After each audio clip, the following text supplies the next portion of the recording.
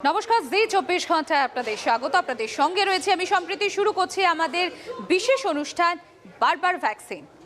Vaccine, corona ভ্যাকসিনই এখন আলোচনার অন্যতম মূল বিষয়। কবে আসবে ভ্যাকসিন, কিভাবে সেটা বন্টন হবে, তার পাশাপাশি যে প্রশ্ন এখন উঠে আসছে, এই যে ভ্যাকসিনটা দেওয়া হবে সেটা সক্রিয় থাকবে কতদিন, অর্থাৎ এই ভ্যাকসিন কি ওয়ান টাইম একবার নিলেই হয়ে যাবে, নাকি বছরে দুবার নিতে হবে, নাকি 3-4 বার নিতে হবে, নাকি 2 মাস পর পর একবার করে নিতে হবে, কি বলছেন বিশেষজ্ঞরা? আমরা এই নিয়েই আলোচনা করব। আমার সঙ্গে উপস্থিত রয়েছেন দুজন গেস্ট রয়েছেন। আমার সঙ্গে জনস্বাস্থ্য বিশেষজ্ঞ রয়েছেন ডক্টর সুবর্ণ গোস্বামী এবং ভাইরোলজিস্ট রয়েছেন ডক্টর সুমন পোদ্দার। ডক্টর পোদ্দার এবং ডক্টর গোস্বামী, আপনাদের দুজনকেই স্বাগত জি 24 ঘন্টায়। ডক্টর গোস্বামী, সবার আগে আপনার কাছে চলে আসবো। এখন অন্যতম মূল আলোচ্য বিষয় হচ্ছে এই কোভিড আর কোভিডের ভ্যাকসিন। কোভিডের ভ্যাকসিন যেটা আমাদের এই অনুষ্ঠান, যে বারবার কি ভ্যাকসিনটাকে নিতে হবে, সেখানে আপনার কি মনে হয়, কি ওয়ান টাইম হলেই হবে, নাকি এরও একটা সক্রিয় একটা থাকার টাইমিং আছে, সক্রিয়তার একটা টাইমিং, অর্থাৎ 2 মাস 3 মাস পর পর নিতে হবে বা এরকম কিছু?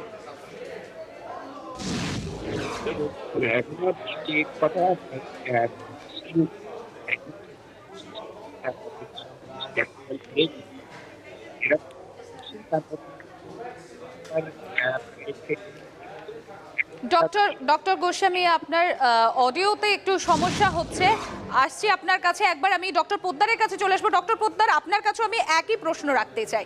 এই যে আমরা বলছি বারবার ভ্যাকসিন, সেটা ভ্যাকসিনটা কি ওয়ান টাইম, নাকি সেক্ষেত্রে কোনো নির্দিষ্ট সময়সীমা থাকবে যে 3 মাস পর বা বছরে 2 বার ভ্যাকসিনটাকে নিতে হবে?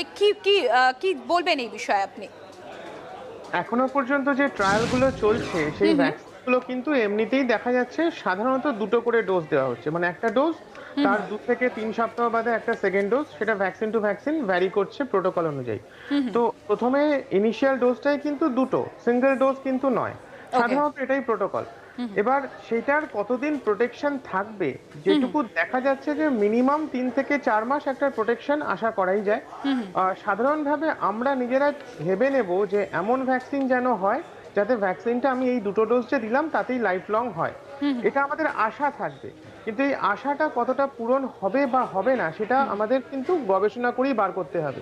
যে ভ্যাকসিনগুলো আসছে, প্রথমত তার সমস্ত রকমের যে গবেষণা সব কমপ্লিট হয়ে গেছে বা সুদূর প্রসারী ফল কতটা হবে সেটা যে কমপ্লিট হয়ে গেছে তা কিন্তু নয়। এই ভ্যাকসিনগুলোর বিভিন্ন ধরনের ভ্যাকসিন, কোনোটা এমআরএনএ ভ্যাকসিন, কোনোটা কিল্ড ভ্যাকসিন, তো বিভিন্ন রকমের মিডিয়াম দিয়ে, কোনোটা অ্যাডেনোভাইরাসের সাথে লিঙ্ক করে ভ্যাকসিন। তো এই ভ্যাকসিনগুলোর মেকানিজম কিন্তু এক একটা একটু একটু হলেও আলাদা। তাই বিভিন্ন ভ্যাকসিনের পরবর্তী সুদূর প্রসারী এফেক্ট কি হবে সেটা কিন্তু সময়ই বলতে পারবে কনক্লুসিভলি। এখনো পর্যন্ত যেটুকু যা যা খবর পাওয়া যাচ্ছে, যেমন মডার্নার যে ভ্যাকসিনটা, সেটা খুব ভালো এফিকেসি দেখা যাচ্ছে, অ্যাবাউট 94-95% এফিকেসি ইন্টারিম পিরিয়ডে বলছে, অ্যানালিসিসে বলছে।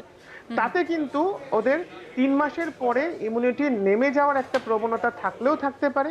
যদিও সেক্ষেত্রে মেমোরি সেল কতটা আমাদের হেল্প করবে, মেমোরি সেল মানে ইমিউনোলজিক্যাল মেমোরি সেল, সেটা কতটা হেল্প করবে, ন্যাচারাল ইনফেকশন আসলে সেখান থেকে কতটা আবার ট্রিগার্ড হবে, সেটা কিন্তু এখনো কনক্লুসিভলি প্রুভেন নয় যে আমার 3 মাসের পরেও একেবারেই কাজ করবে না বা একই রকম 95% এফিকেসি নিয়ে থাকবে, নাকি সেখানে আবার কোনো চান্সেস থাকবে ট্রিগার হওয়ার, যে পয়েন্টটা আপনি তুলেছিলেন? হ্যাঁ ডক্টর পোদ্দার। হ্যাঁ, নিশ্চয়ই থাকতেই পারে। এবং সেক্ষেত্রে আমাদের হতেই পারে হয়তো বছরে আমাদের 2বার করে ভ্যাকসিন নিতে বলা হচ্ছে, সেরকম একখানা নির্দেশিকা আসতেও পারে। ডক্টর পোদ্দার, আমরা জেনারেলি দেখেছি অন্যান্য অসুখের ক্ষেত্রে যেরকম যে একটা ওয়ান টাইম টিকার একটা ব্যবস্থা হয়, এক্ষেত্রে সেই বিষয়টা হচ্ছে না। তাহলে আমাদেরকে একটা টাইমের পর, নির্দিষ্ট টাইমিং এর পর আবার ভ্যাকসিন নিতে হতে পারে, তাই তো? একদম, সেটা হতে পারে, সেই সম্ভাবনা একটা আছে। কিন্তু সেই জিনিসটা কতটা হবে বা হবে না সেটা কিন্তু গবেষণালব্ধ ফল থেকেই আমরা জানতে পারবো। এখনো সেটার কিন্তু কনক্লুসিভ প্রুফ এখনো কিন্তু হয়নি যে আবার যে বুস্টার লাগবে বা কিছু, সেটা এখনো কিন্তু সেরকম কোনো প্রোটোকল আসেনি, কিন্তু লাগতে পারে।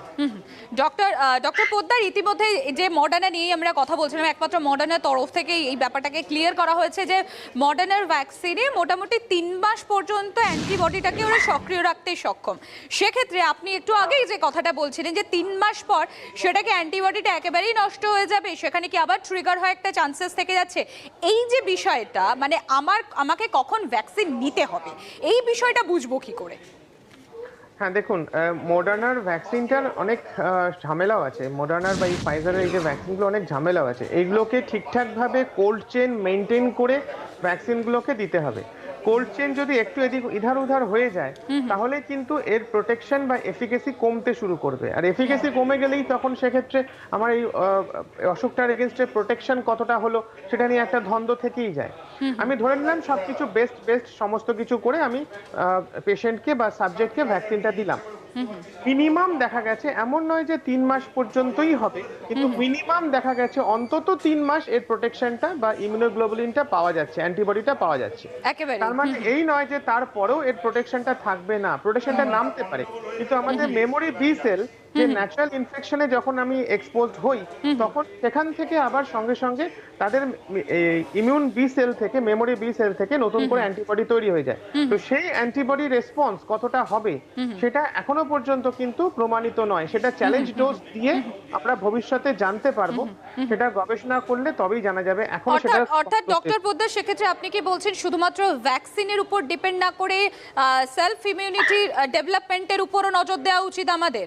এই বিষয়টা নিয়ে আপনার কাছে আসবো ডক্টর পোদ্দার। আমি একবার জনস্বাস্থ্য বিশেষজ্ঞ ডক্টর সুবর্ণ গোস্বামী, তিনিও রয়েছেন আমাদের সঙ্গে। ডক্টর গোস্বামী, আপনার কাছে একবার চলে আসবো। এই যে ভ্যাকসিন নিয়ে এত চর্চা হচ্ছে, চাতক পাখির মতো আমরা অপেক্ষা করছি কবে আসবে ভ্যাকসিন, কবে আমরা সেই ভ্যাকসিনের লাভ নিতে পারবো।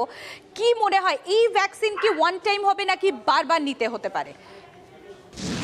না, আমরা দেখুন অনেকগুলো ভ্যাকসিন আছে, যেমন ধরুন মিজেলসের ভ্যাকসিন বা জাপানিজ এনসেফ্যালাইটিসের ভ্যাকসিন আমরা একদম 9 মাস বয়সে একটা দিই, আবার 16 মাস বয়সে একটা দিই, দুটো ডোজ দিই। তারপর কিন্তু লাইফ লং ইমিউনিটি থেকে যায়। ডক্টর পোদ্দার যেটা বললেন যে মেমোরিতে থেকে যায়, আমাদের ইমিউন সিস্টেম তার মেমোরিতে থেকে যায়। পরবর্তীকালে যদি ওই ভাইরাস ইনফেকশন হয় তাহলে আবার মেমোরি জেগে ওঠে, পরে ইমিউনোগ্লোবুলিন তৈরি হবে আমাদের শরীরে। এখন এই কোভিডের ক্ষেত্রে এটা বলা যাচ্ছে না এখনই, কারণ সেই সময়টা পাওয়া যায়। আমাদের যখন ভ্যাকসিনেশন শুরু হবে, ইনিশিয়ালি 2টো ডোজ দিয়ে শুরু হবে, মডার্নাটা 2টো ডোজ 28 দিনের গ্যাপে। আর যদি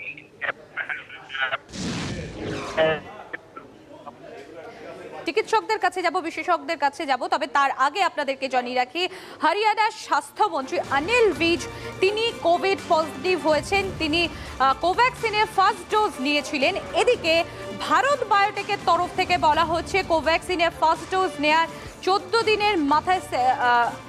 দিনের মাথায় সেকেন্ড ডোজ নিতে হয় এবং তার 14 দিন পর গিয়ে অ্যান্টিবডি তৈরি হয়। আপনাদেরকে আরো একবার জানিয়ে রাখি হরিয়ানার স্বাস্থ্যমন্ত্রী অনিল ভিজ তিনি কোভিড আক্রান্ত। আমরা এই নিয়ে আরো বিস্তারিত জানবো। আমরা সরাসরি চলে যাবো ডক্টর গোস্বামী, আপনার কাছে আসবো। এই যে অনিল ভিজ তিনি কোভ্যাক্সিনের ফার্স্ট ডোজ নেওয়ার পর কোভিড পজিটিভ হয়েছেন, এদিকে ভারত বায়োটেকের তরফ থেকে বলা হচ্ছে যে ফার্স্ট ডোজ নেওয়ার 28 দিনের মাথায় সেকেন্ড ডোজ এবং তার 14 দিন পর যে ভ্যাকসিনের ডোজ নিচ্ছে তার শরীরে অ্যান্টিবডি তৈরি হচ্ছে।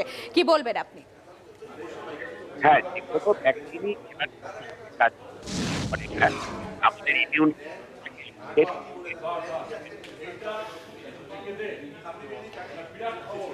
ডক্টর গোস্বামী, আপনার কাছে আসবো। আমি একবার ডক্টর পোদ্দারের কাছে চলে যাবো। ডক্টর পোদ্দার, আপনি নিশ্চয়ই শুনেছেন পুরো বিষয়টা, কি বলবেন আপনি এ বিষয়ে? দেখুন, একটা ভ্যাকসিন হলো আর পরের দিন থেকে আমার প্রোটেকশন শুরু হয়ে গেল তা তো হয় না। নিজস্ব একটা টাইম দিতে হয় সেই অ্যান্টিবডি তৈরি হওয়ার জন্য। এই কোভ্যাক্সিনের ক্ষেত্রে সেটা 4 to 6 উইকস টাইম ফ্রেম, যে কারণে 4 উইকসের মাথায় একটা সেকেন্ড ডোজ দেওয়া হচ্ছে, তার 2 সপ্তাহ পর থেকে তার অ্যান্টিবডি তৈরি হচ্ছে। এই ব্যাপারে একটা খুব সিম্পল একটা এক্সাম্পল দিতে পারি। ধরুন আপনার বাড়িতে যদি চিকেন পক্স কারো হয়েছে এবং আপনি যদি পক্স ভ্যাকসিন না নিয়ে থাকেন বা ছোটবেলাতে আপনার কখনো পক্স ভ্যাকসিন দেওয়া হয়নি, তখন সেক্ষেত্রে একটু হাই রিস্ক কন্ডিশনগুলোতে আমরা রেকমেন্ড করি যে হ্যাঁ আপনি পক্সের ভ্যাকসিনটা নিয়ে নিন, চিকেন পক্সের ভ্যাকসিনটা। তো সেই চিকেন পক্সের ভ্যাকসিন কাজ করতে শুরু করবে অন্তত 7-10 দিন বা 14 দিন বাদে। এর মাঝে যদি অলরেডি আপনার ভ্যাকসিনের ভাইরাসটা ঢুকে গিয়ে থাকে সেক্ষেত্রে পুরোপুরি প্রোটেক্টেড হয়তো আপনি হলেন না। সেম কথা কিন্তু রেবিস ভ্যাকসিনের ক্ষেত্রেও আসে। যখন একটা কুকুর যখন আমাকে কামড়ে দিল, আমি সঙ্গে সঙ্গে রেবিস ভ্যাকসিন স্টার্ট করলাম, কিন্তু সেই ভ্যাকসিনটা কাজ করতে মিনিমাম 7 to 10 ডেজ টাইম লাগে, তার আগে ওটার এফেক্ট ফুল পাওয়া যায় না। তাই আমাদেরকে অনেক সময় দরকার হলে প্যাসিভলি অ্যান্টিবডি দিতে হয়। অ্যান্টিবডি তৈরি করার জন্য সেখানে একটা নির্দিষ্ট টাইম তাকে দিতে হয় ভ্যাকসিনটাকে কাজ করার জন্য। ডক্টর গোস্বামী, আপনার কাছে আসবো, আপনি কি বলবেন এই বিষয়ে? হ্যাঁ, একই কথা বলবো। এই যে ভ্যাকসিন দেওয়ার সঙ্গে সঙ্গে আমাদের ইমিউন সিস্টেম কাজ করতে শুরু করে দেয়, কিন্তু অ্যান্টিবডি তৈরি করতে 7 থেকে 14 দিন সময় লাগে। অর্থাৎ এই যে সময়টা, এই ইমিউনিটি অনেক সময় দিতে হয় বলেন, বা টিটেনাসের ক্ষেত্রে ডক্টর গোস্বামী, আপনাকে একটু ইন্টারাপ্ট করে আমি একটু জানতে চাইবো, এই ভ্যাকসিন, এই যে অ্যান্টিবডি তৈরি হচ্ছে, এক্ষেত্রে কোনো বয়স সীমা কিংবা কোমরবিড যারা, এই বিষয়ে কি ব্যাপারটা কি ডিফার করে, কোনো রকম কি আলাদা হয়? শরীরের ইমিউন সিস্টেমটা খুব বেশি ভ্যারি করে না বয়সের ক্ষেত্রে, কিন্তু এই high risk group, health care যে কোনো বয়সী হোক, আছে তাদের শিশুদের এই মুহূর্তে দেওয়া তাদের কি অ্যাডভান্স দেখতে হবে, তাদের কত কাজ করবে, সেই ট্রায়ালটা যারা ওই জন্য শিশুদের ক্ষেত্রে